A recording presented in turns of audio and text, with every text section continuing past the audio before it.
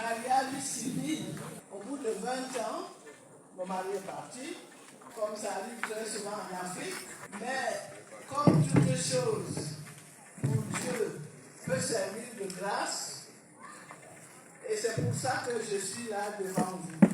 Donc, 20 ans de mariage, 23 ans de vie religieuse, 24 ans au mois de décembre. J'ai eu 3 enfants, dont un fils qui est médecin, 2 filles, une est à Paris, une au Cameroun, et j'ai 6 petits-enfants.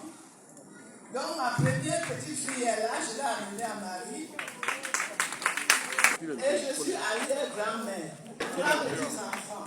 Ma première arrière-petite-fille a 20 ans. Alors, on dit que les femmes ne disent pas leur âge. Là, pour la gloire de Dieu, je vais dire mon âge. J'ai 83 ans. Qu'est-ce qui fait que je deviens religieuse? Après mon divorce, j'ai voulu absolument me remarier parce que comme ça arrive, on veut toujours montrer à l'autre qu'on n'est pas en reste. Donc, le Seigneur, lui, il me prend par le cou. Il me dit, c'est pas ce qu'il pense. Moi, je dis, non, Seigneur, c'est pas ce que moi je pense non plus. Alors, un petit combat s'engage. Je dis au Seigneur, puisque tu me veux, je veux toujours un an de chasteté, parce que c'était ça le problème. Mais toi, au bout d'un an, tu me donnes un mari. Et je fais donc une messe, je fais ma demande, je signe, je pose à l'autel devant le prêtre, parce que pendant ce temps, bon, j'avais été suivi. Au bout d'un an, il n'y a rien qui se fait. Je dis, ok, je renouvelle. Au bout de la deuxième année, rien ne se fait non plus. Je dis, ok, on dit que jamais 203. Et puis que peut-être à mon âge, les princes charmants ne courent pas de rue, donc je vais attendre. À ce moment-là, j'avais 40 ans. Au bout de la troisième année, je dis, Seigneur, moi j'ai fait un contrat de dupe. Je t'ai promis une chose, je le fais, et toi tu ne fais pas ce que je t'ai demandé.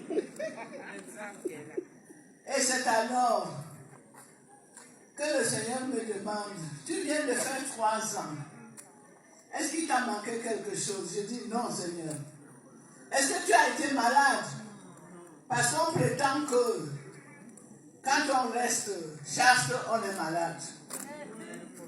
Est-ce que tu as été malade? Je dis, non, Seigneur. Alors, est-ce que tu peux me donner tes dernières années qui restent pour que tu témoignes à tes frères et sœurs que vous êtes d'abord fils et filles de Dieu, avant d'avoir à choisir quoi que ce soit, vous devez vous en référer à moi. Oh, j'ai dit, Seigneur, je crois que tu t'es trompé d'adresse.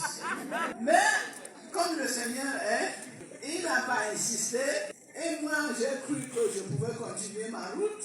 Mais je me suis dit quand même, je refais mon engagement pour la 4e année.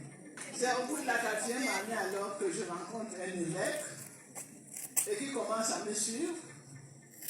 Parce qu'auparavant, il n'y avait pas de consécration ou de vie religieuse pour les femmes.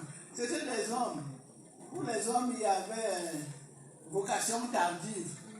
Mais pour les femmes, il n'y en avait pas. Mais avec l'avènement des communautés nouvelles et le renouveau charismatique, beaucoup de choses ont changé. Et c'est donc comme ça que l'évêque a commencé à me suivre. Mais il n'était pas très rassuré. Il se disait peut-être que c'est un coup, comme ça. Mais je vais vous dire pourquoi le Seigneur est passé par là. Le Seigneur est passé par là parce que j'avais un problème. Nous, les catholiques, quand nous vivons, tu es vraiment sérieux.